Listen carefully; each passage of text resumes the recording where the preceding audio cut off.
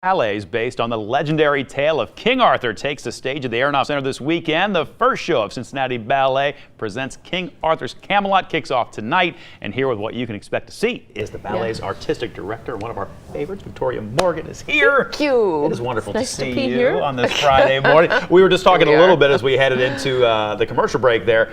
This is a huge undertaking. You did it back in 2014. Right. But given the epic scale of it, time to bring it back. It was. I mean, it's like one of those things that I'm here 20 years. It's once in a lifetime. It's huge. It's immense. It's enormous. And, you know, I mean, the Nutcracker, that's a big thing. Sure. But, you know, the music, the Tchaikovsky's there, the storyline is there. There's always the party scene and the battle and the snow scene. Yeah. This is starting from scratch.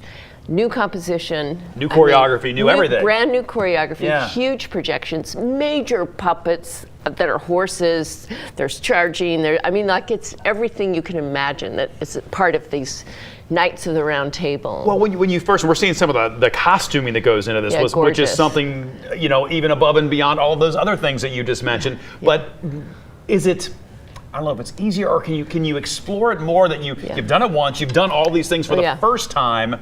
Do you go with what exactly you did the first time? You changed some things up? You changed things up, didn't you? You had to experiment a little bit, right? Okay, wait a minute. It was like this, and I say, okay, I'm sorry, but you know, life evolves. We grow. Yeah. You know, our audiences do. They see different things. They see different kinds of movement.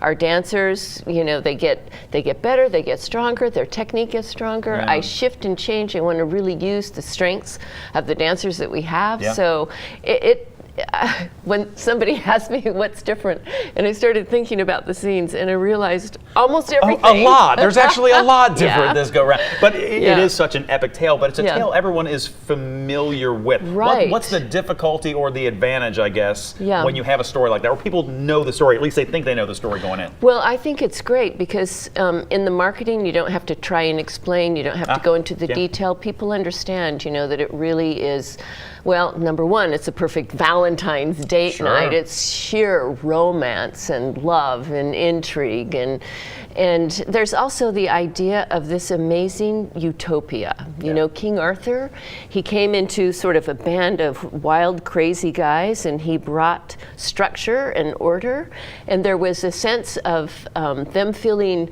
worthy. And so there's also a great story about, you know, kind of leadership and that kind of responsibility. So it's great for families because it's so visual and it's so entertaining. But it's also really great when you think about the ideas. You'll want to talk about it after the performance. Yeah, not might makes right, might for right. Exactly. Yeah. I love the tale of Camelot, and you can see it in a very, very special way by checking out the Cincinnati Ballet. Victoria, it's wonderful to see you. It always is. Pleasure. Thank you for having me.